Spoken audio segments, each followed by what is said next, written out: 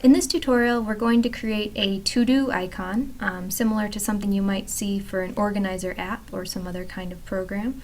And we're going to use the written instructions, which you have hopefully already opened, so you can follow along both with the written instructions and this video. You're going to need that for some of the color combinations. So to get started, we need to start a new document, so File, New, and a recommended size here, you should be on web, but then a recommended size is 800 by 800 pixels. This is going to be a square icon, so any size square artboard is going to fit your artwork the best. And we're going to begin by creating the background for our icon, and we're going to use the rectangle tool, and we want to draw a perfect square, and to do that hold down Shift as you drag with the rectangle tool and you will create a perfect square. I'm going to leave a little room outside my square. I could fill the artboard, but I want to leave a little space for some of the items we're going to be adding in a minute.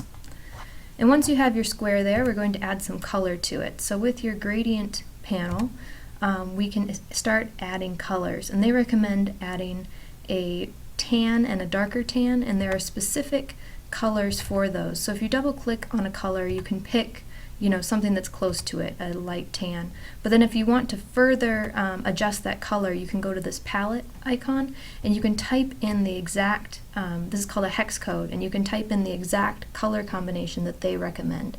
This is how colors are defined on the web, and so it's often an easy way to get a specific color that you're looking for. In this case, the hex code for the first light tan is E3C184. And then if you click anywhere, you'll see it adjust, and now we have that light tan in place. We're going to do the same thing for the darker tan. If we go here, we can pick one that's pretty close, but then we can adjust it further with the hex code, and here they suggest C9A068. And now we have our specific colors. We also want this to be a radial gradient, and we are going to drag that into our square to apply it. Whoops.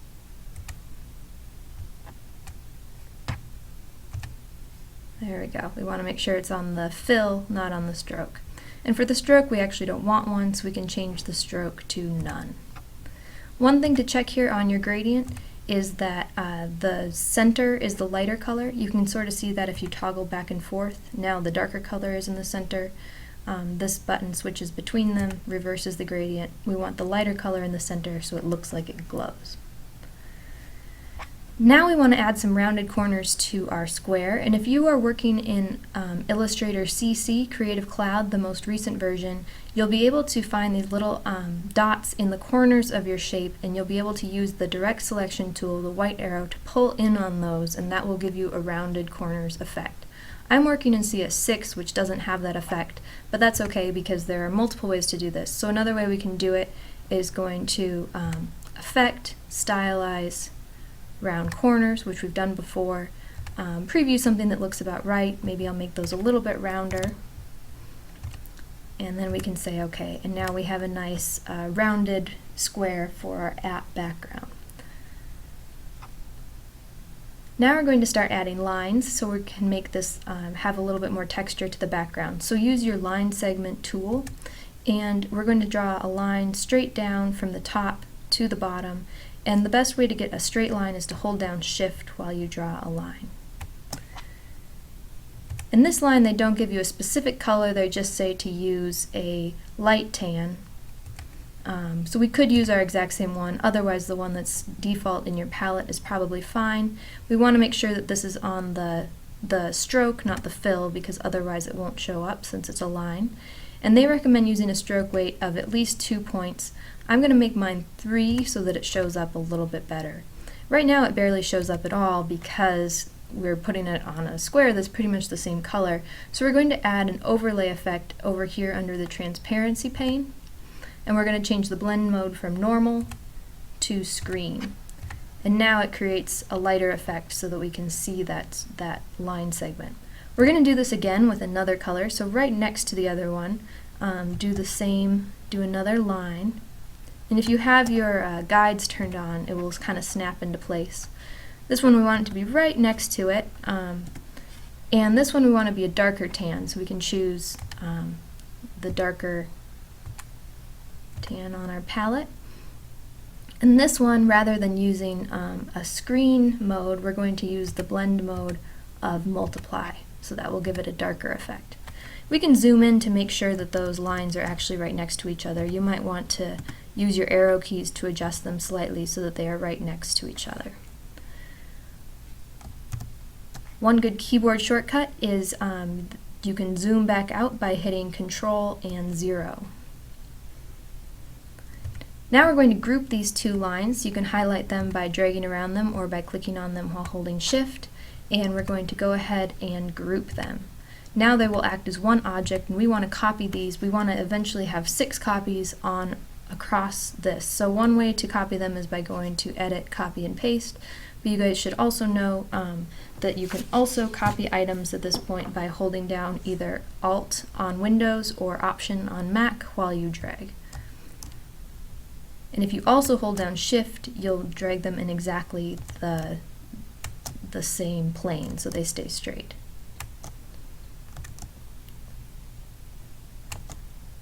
Okay, one more. We want to have 6 of these. So you can space these out on your own by eye, but one other way you can do it is to get the 2 on the end sort of where you want them, and then you can space out all the ones in between by highlighting them. Make sure that your shape is not highlighted, just your lines, and then using the horizontal distribute center tool that appears, and that will distribute them exactly evenly across your artboard.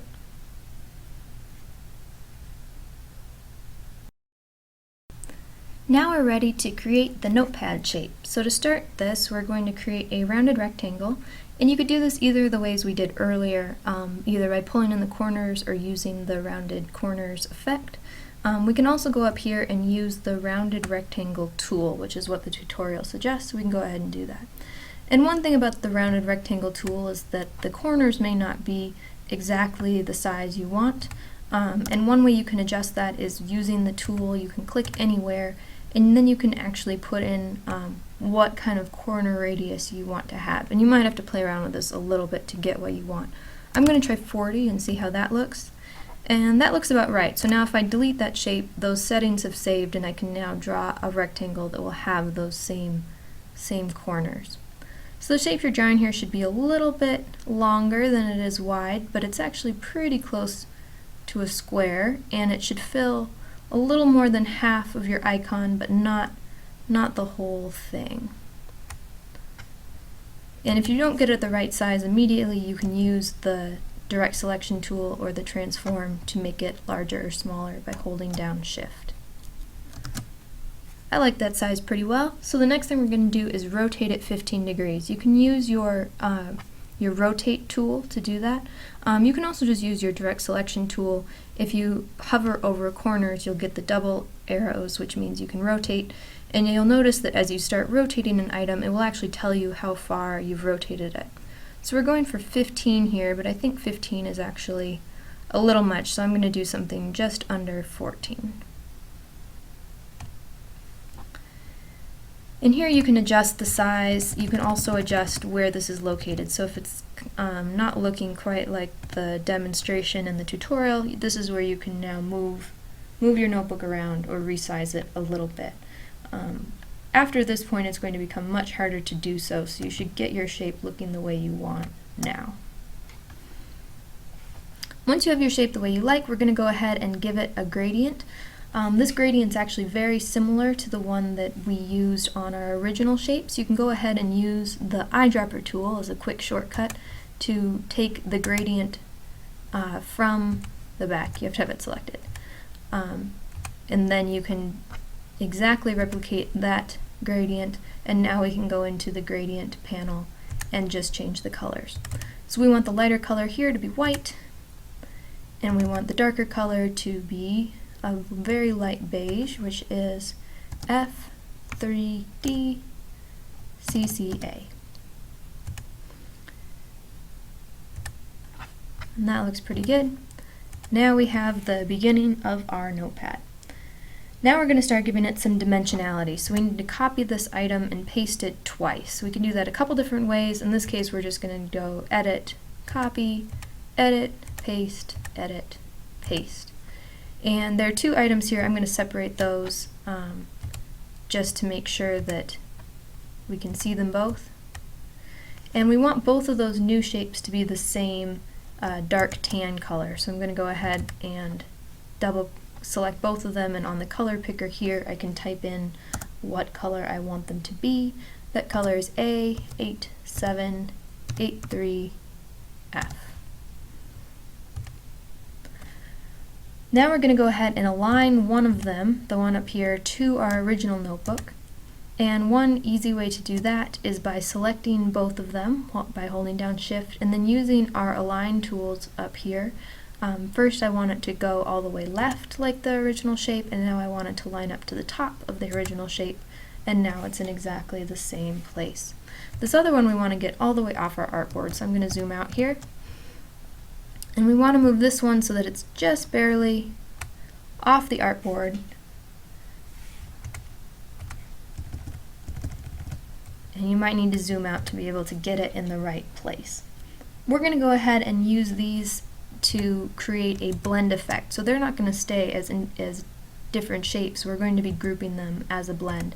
So the first thing to do is we need to make this one in the bottom that's off our artboard have a 0 opacity, which we can do in the transparency pane. So now it's still there, we just can't see it. So we're going to select that one and the opaque one, and we're going to use the blend tool.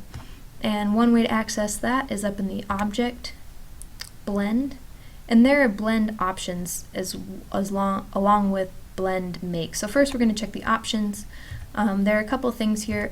I would recommend a specified steps of 50 to 80 probably. I think 70 is going to work pretty well for us. So I'm going to say OK. That's not going to do anything, it just set the settings, and now we again have to go to Object, Blend, Make to make our blend. That looks pretty nice, but right now it's in front of our original notepad, which we want it to be behind. So we're going to go over to our Layers pane over here, and if we click it down, this is showing layers the same way they have in Photoshop, and if we click on the little triangle, we can actually see all the items that exist in this layer so far, all the things we've created. And we can see that our blend is at the very top, and if you click its little triangle, you can even see those original shapes that we created and blended together. If we move that right below the top, this path comes to the forefront. That is our notepad, and now it is on top and we can see it clearly again. We're going to copy this one again. I'm going to zoom in so we can see it better. Edit, copy, edit. I'm going to go ahead and paste in place this time, and we want to move this just slightly up and to the left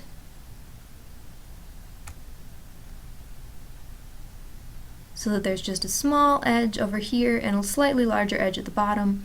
And now we're going to use our Shape Builder tool for the first time. This is an important one for this tutorial. So we're going to select both these shapes at once by holding down Shift, and now our Shape Builder tool is over here in our tools, and when we have that selected, now we can see that places that are overlapping are highlighted with this sort of dots pattern. We want to get rid of this piece at the very top, so by holding down Alt on Windows or Option on Mac, you get now this little minus sign, and if you click, it will delete only that piece where they intersect. Those two shapes are still exactly the same color, so we can't really tell them apart. We're going to go ahead and make that bottom shape a darker tan color, which we want to be DBB588. And now that shape has a little bit of dimensionality. Next we want to create the spiral for the notebook, so I'm going to zoom in a little bit. And we want to do this by using the rounded rectangle tool again. Now we might need to have a slightly smaller radius because we want to make a much smaller shape. So we can try that out. I think that's going to work out alright. So now those settings are saved, and I'm going to create a kind of knobby rounded rectangle that's going to become the spirals for our notebook. We're going to get one exactly the way we want, and then we're going to copy it. So first we're going to change the the gradient on this one.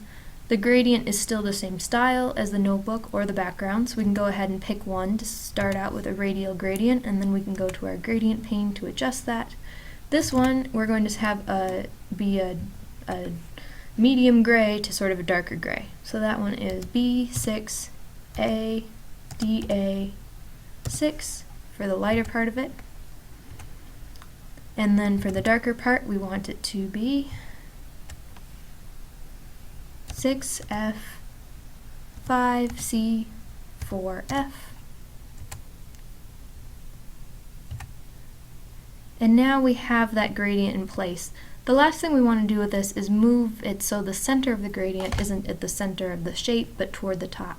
And to do that we can keep this tool or this shape selected and then go to our gradient tool, which also has a shortcut of G. And when we select that, we now get this sort of option bar that can adjust the gradient. So if we put that at the top, now the center of that gradient goes to the top. We can also adjust the length of it so that we can adjust how much the gradient disperses over the shape. And you can adjust that until you get it the way you like.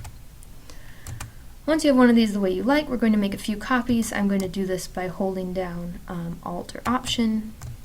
And I'm also going to hold down Shift to keep them evenly spaced. And I want this to spread about the width of the notebook, so I'm just going to eyeball that for now. And I'm going to select all of these and use our Distribute tool so that they spread out evenly. Now we need to put these up at the top of our notebook, and we want to rotate them the same amount. You could figure out exactly the same amount of rotation, but you can also eyeball it and get it pretty close. And adjust those so the tops are just kind of protruding above the top of your notebook and get it nice and evenly centered on your shape. Now we're going to go ahead and create some little holes for the notebook so that it looks more realistic. We're going to use the ellipse tool to do that. And you can kind of just eyeball this for now, but you want it to sort of fit right around the bottom of your notebook spirals. And we want these to be a darker brown shade that kind of matches the shadow. So I'm just going to pick one that I think matches pretty well, and we can always adjust it.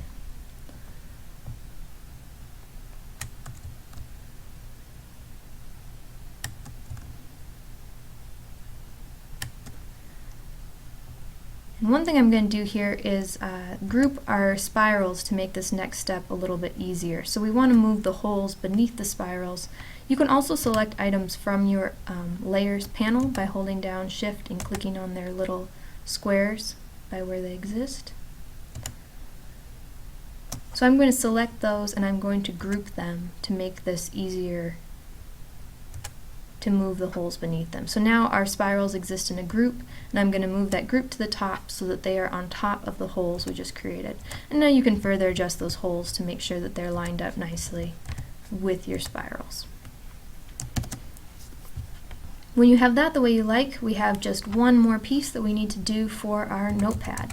And to do that, we're going to select our main notebook shape again. We're going to copy that, edit, copy, edit, paste in place, and we're going to use the pen tool to create a little bit of a corner for this shape. So to do that, we're going to draw a triangle that cuts off this bottom corner. It doesn't have to be a very good triangle because we're just going to delete that momentarily, but it does need to connect all the way up. So now we're going to select that triangle and our top layer notepad, and we're going to use our shape builder tool. Again, we're going to hold down Alt or Option to delete that piece that we no longer need, and that also separates this piece so that we can rotate it separately, and I'm going to zoom in so we can see that more clearly. We want to rotate this piece so it flips the other direction. And also we want to line it up.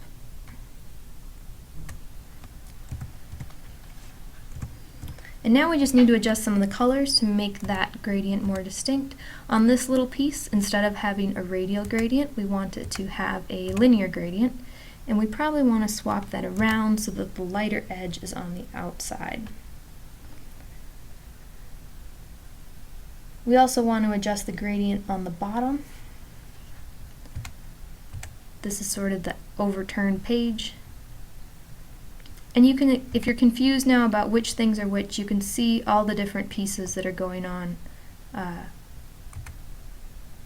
with your different pieces here. So we actually want this page all the way at the bottom. We're going to go ahead and make that gradient slightly darker. One way to do that is to select the part of the gradient, and whenever you want to make a color slightly darker, you can hold down Shift and drag some of these little items a little bit farther over to do that.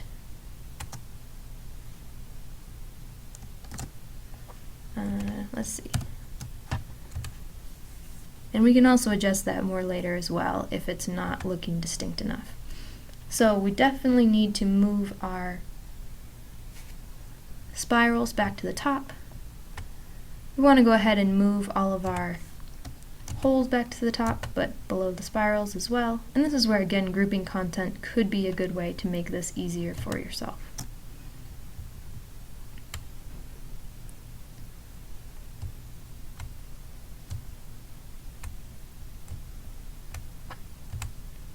And now we can see that upturned corner, we have our notebook holes, our spirals, and we're ready to move on to the next step. For the pencil, we're going to work a little ways off the side of our main artboard so that we're not getting in the way of our other items. And we're going to start out by drawing a rectangle with the rectangle tool. And it doesn't matter exactly how big this is now because we can adjust it later, but try to get it about the same length as your notebook. And we're going to go ahead and give that a teal color. 00A7 9D. And we want to make sure it has no stroke on the outside, so you can change the stroke to none if that was a problem. And now we need to be able to give it a point. And they suggest one way of doing this is using the pen tool to create an inverse triangle shape that you can then subtract from this shape. So we're going to go ahead and do that. We're going to start about where we want the point to be. And if you have your guides turned on, it's very easy to do this evenly because it will line it up for you. But you can also hold down Shift to make sure you're drawing exactly straight lines. And now we have two shapes. We could use our Shape Builder tool, come over here by holding down either Alt or Option, and delete these pieces.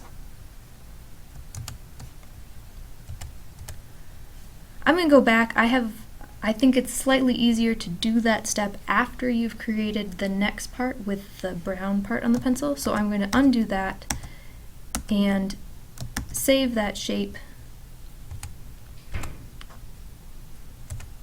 for later.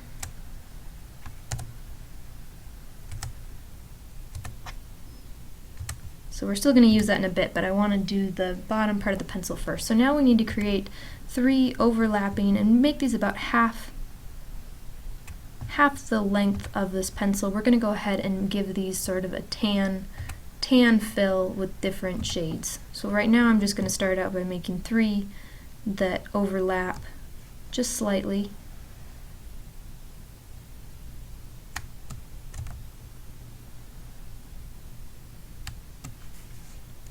And giving them slightly different fills. So they want the one on the left to be the lightest. You can just go in and pick a slightly lighter shade. And the one over on the right to be the darkest. So we'll pick a slightly darker shade. And now we have a little bit of shading going on our pencil. That one actually is a little too gray to me, so I'm going to adjust that slightly to make it a little warmer. Now we are going to go ahead and use this shape. We can use this all together, so we can cut off both the brown parts and the green parts. And we're going to go ahead now and select everything over here so far in our pencil shape and use the Shape Builder tool while holding down Alt or Option to delete all the pieces that we don't need.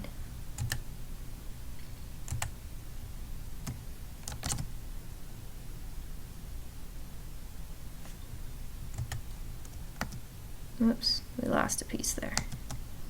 Alright, if you do that by accident as well, you can always just undo and then go back to your Shape Builder tool and start where you left off. Alright, once we have all the little pieces hidden, now we have our pencil. And I'm going to go ahead and bring the center piece to the front just so that it is the widest one in the middle. You don't have to do that, but I think it looks a little nicer. Now we want to be able to create this scalloped edge, so instead of having a straight edge across, and I'm going to zoom in pretty far for this because this is a sort of complicated thing. So we want to be able to create a scallop shape that's going to cut off the parts of this brown. And it's recommended to use the pen tool. I'm going to show you another way to do this as well. So with the pen tool, you can make points, and if you hold down and drag at any point, you can actually create a curved line. So then if you alternate between a not curved and just by clicking, and then clicking and dragging, you get a curved line, then you can create a scallop shape that goes across your whole shape. You can just sort of drag it up here. This part of the shape doesn't matter. It's just about completing the shape so you can use it to intersect things. Another way you could do this is by creating this shape using circles. I'm just going to show you how to do that real quick as well. So here you're going to want circles that are slightly wider than your shapes here. That's pretty good. We're going to duplicate those so that they overlap just slightly.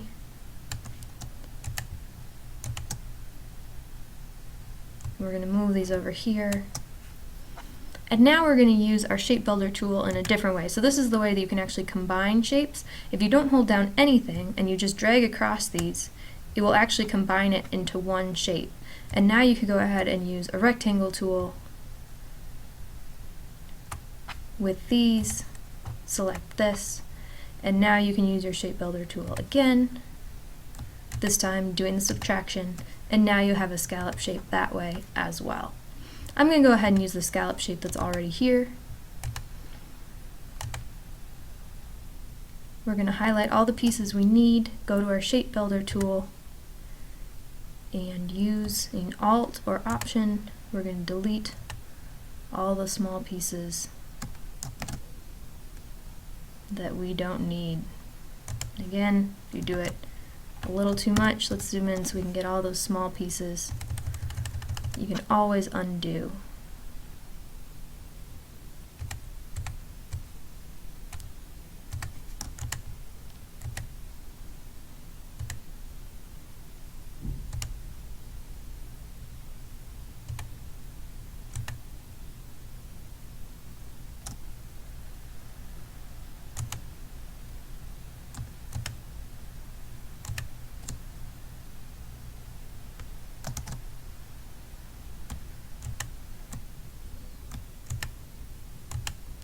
If you're holding down Alt or Option to delete, make sure you hold it down all the way, otherwise that's what's happening to me here. I am not holding it down quite long enough. My computer's taking a little while to respond, and it's switching instead to combining them, which is not what we want.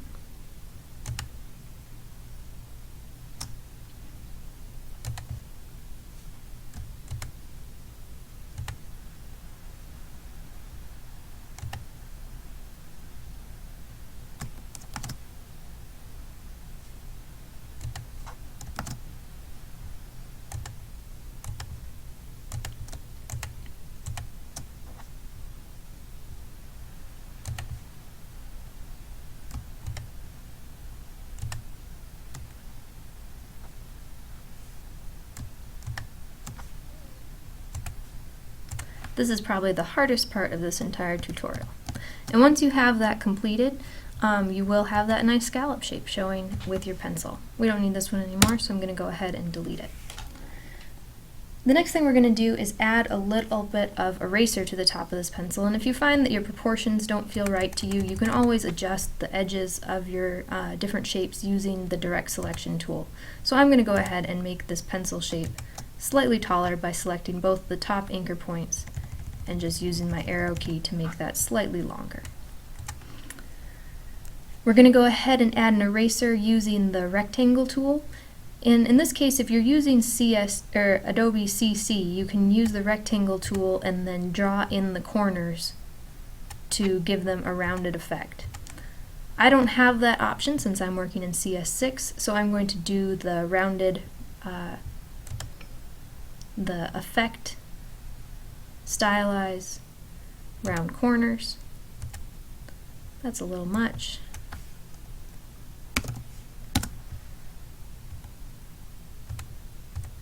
And then I'm going to fill out the rest of this by combining a shape. As you can see, there are a lot of different ways to combine shapes.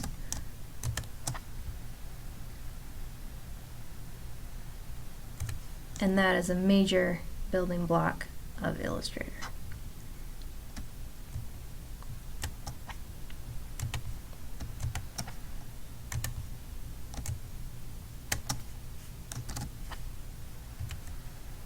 If I'm doing the rounded rectangles, I first have to go to Object, Expand Appearance to give those edges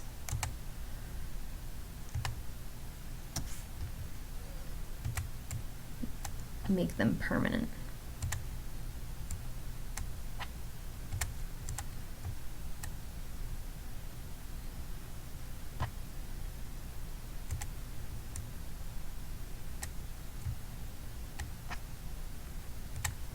If you have CC, you can just drag in the corners and that step will be a lot easier. So we're going to go ahead and give this a 3-tone gradient. So over in our gradient panel, we can pick any default gradient. We're going to want to make sure it's linear. And we're going to go ahead and do 3 colors. So the first one is a medium red. We'll just pick something that's fairly close and then go back adjust it in the hex code. FD393E. And to do 3 colors, this one needs to have 3. We can actually just drag this gradient slider while holding down Alt or Option to create a third step on this gradient. And the second in between one is going to be FF706A. A little light pink, and then we'll do one more that's a little bit darker. Again, we'll pick something similar so that we can choose a hex code. FD393E.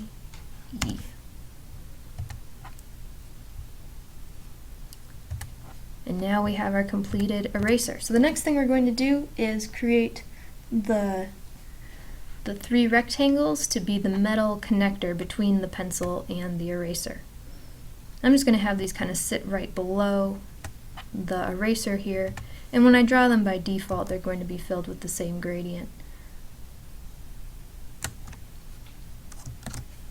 So I'm actually going to switch this one immediately. We want these to have exactly the same fill as the spirals on our notebook. So using the eyedropper with this selected, I can go over and choose that, and now I have that exact same gradient applied to this portion of the pencil. I'm duplicating them by holding down Alt or Option while dragging, and now I have 3 metal pencil pieces. The only thing left to adjust here is that I want to have their gradients, we'll zoom in so we can see this more clearly. I want to have their gradients centered over on the side so that when we rotate this pencil, it'll look like the light is shining from one particular area.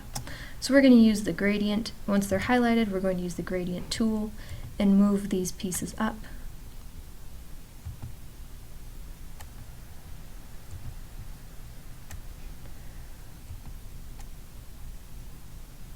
I'm also just going to drag these out a little bit so it's a little bit more of a gentle gradient. You probably want all 3 pieces to have the same type of gradient or the light is going to look uneven. Now if we zoom back out, we can see that looks pretty good.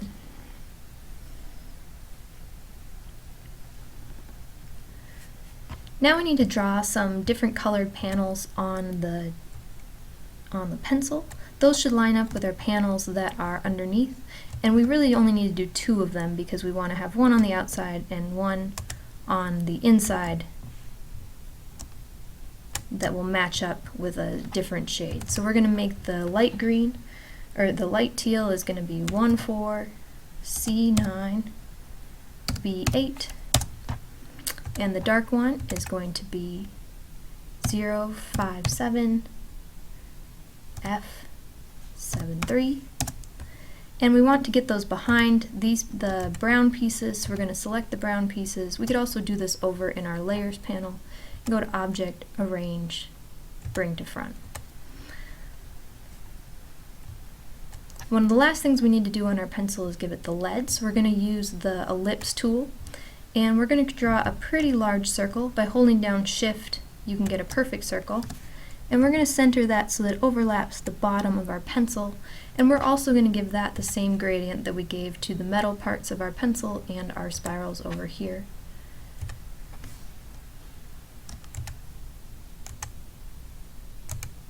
And we're going to use the Shape Builder tool in the same way to delete the piece that we don't need. And you may need to adjust the gradient on that piece as well so that it looks more like a gentle pencil lead and not super shiny.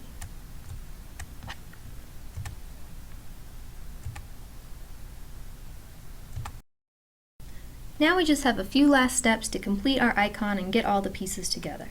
So first, to get our pencil over onto our icon, we're going to select all of it by dragging around it or by clicking on the individual pieces and go to Object, Group.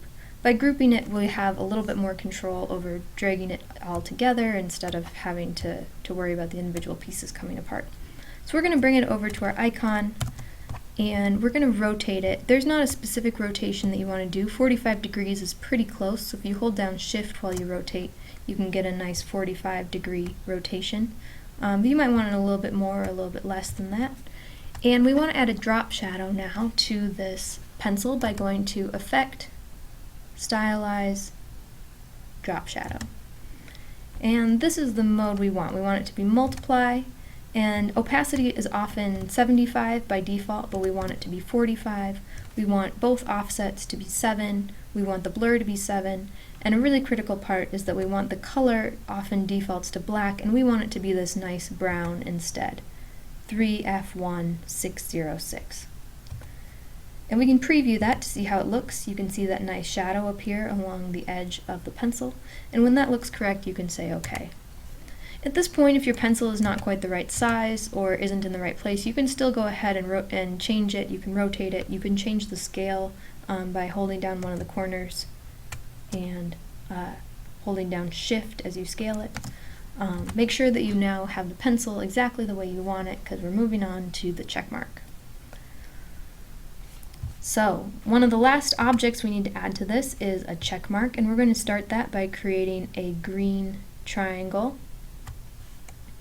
We'll add the fill in a minute. First we need to create this, rectangle, and we want to rotate this to 45 degrees. So if you hold down Shift, you can rotate it to exactly 45 degrees. We want to copy that shape, Object, or Edit, Copy, Edit, Paste. And this one we want to have rotated the other way, so we can just hold down Shift and rotate it to 45 degrees, and make sure that those are overlapping so that they're going to create a nice check mark. Now if we select both of them, we can go back to our Shape Builder tool like we've used before. If we hold down Alt or Option, we can delete those pieces. And now if we drag around everything with the Shape Builder tool, we can also create one unified shape out of the remaining rectangles. So you want to do that until everything has the same outside boundaries. Now we're going to go ahead and give this check mark color. We want to give it a gradient. We want that gradient to be a radial gradient, and we want it to be from one shade of lime green to another shade of lime green.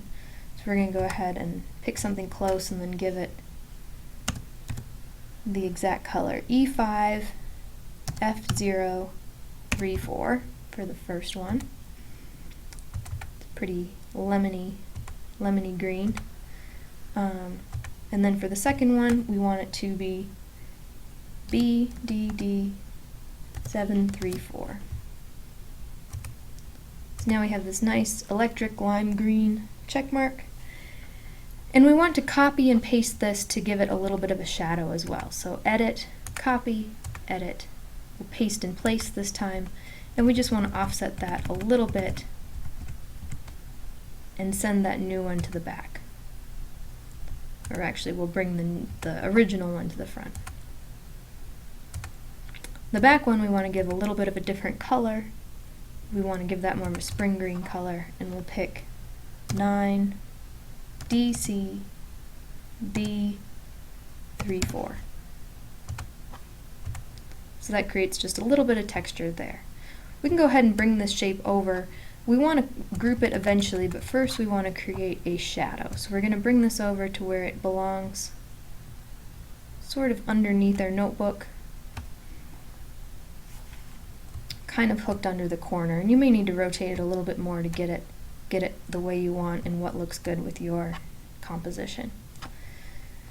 Now we're going to give it a shadow the same way we gave the notebook a shadow way back at the very beginning of this. So we want to pick the top check mark, and we want to edit, copy, edit paste, and paste again so that we have 2 copies of that. And like before, I'm going to separate those so we can see them, and we want them to be a slightly more of a brown color since they're going to be shadows. So we can just pick those. And this one needs to line up with the original one, so we're going to go ahead and align those. And this other one we want to have off our artboard. You want it to follow, so it's going to follow kind of the same, you want the shadows to look like they're coming from the same light source. So you want to put this kind of proportional to where you put the notebook shape for the notebook. And if you can see your notebook shape, you could even align them that way. If you can kind of see where that is, you can sort of get them lined up in that way. Now we need to change the opacity of this one to 0, because that's how we're going to create the blend effect.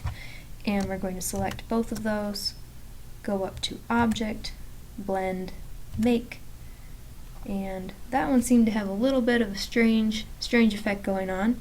So I'm going to go over to my Appearance pane, and well, I might just undo this one actually, and try again going to Blend and Blend Options, and see if maybe we can do some more steps so it didn't look so jagged.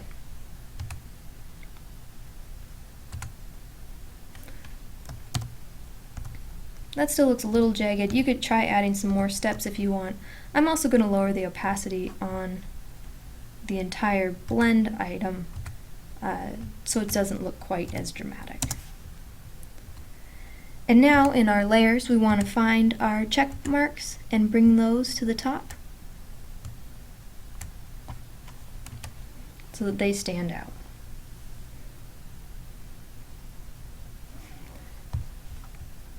You may want to group all of your items, both the check marks and the blend.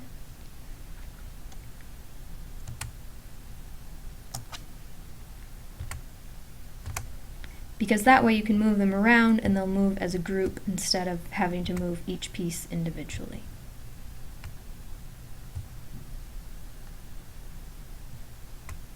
You could also make them bigger if you felt like it wasn't filling enough of your composition. Now we're ready to complete our final icon. So once our shadows look good, we want to make sure all the pieces within our icon look good, because now we're going to sort of group them all together.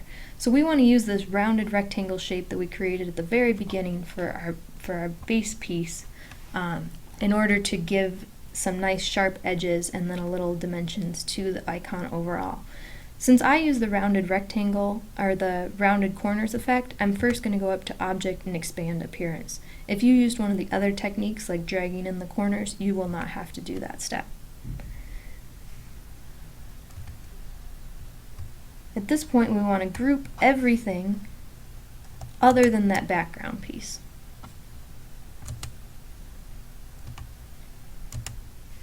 And now we can see it in our layers panel. We have the group that has everything, plus then our one piece that we've used for our icon background. And we're going to copy that, edit, copy, edit. We're going to do paste in place.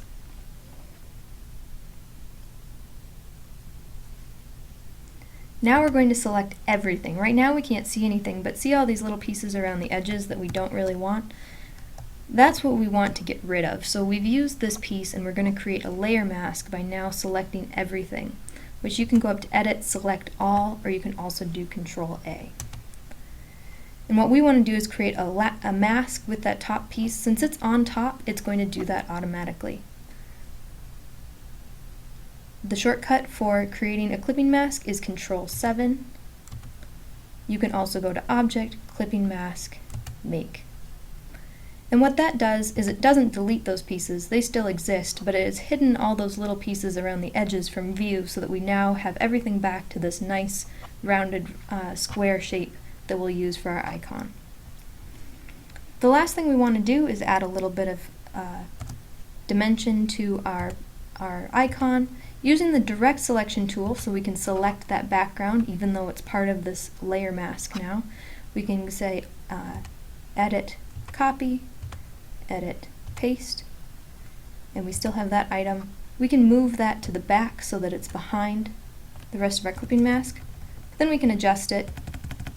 I'm just going to adjust it using arrows because we only want it offset a little bit from our main icon. And that item we're going to give a dark brown fill.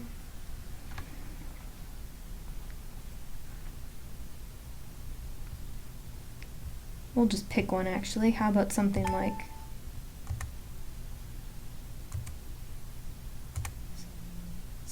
that, maybe a little lighter. You can see what looks best with your icon, what looks subtle but also realistic. And once you have that background layer in place, you have completed your to-do icon.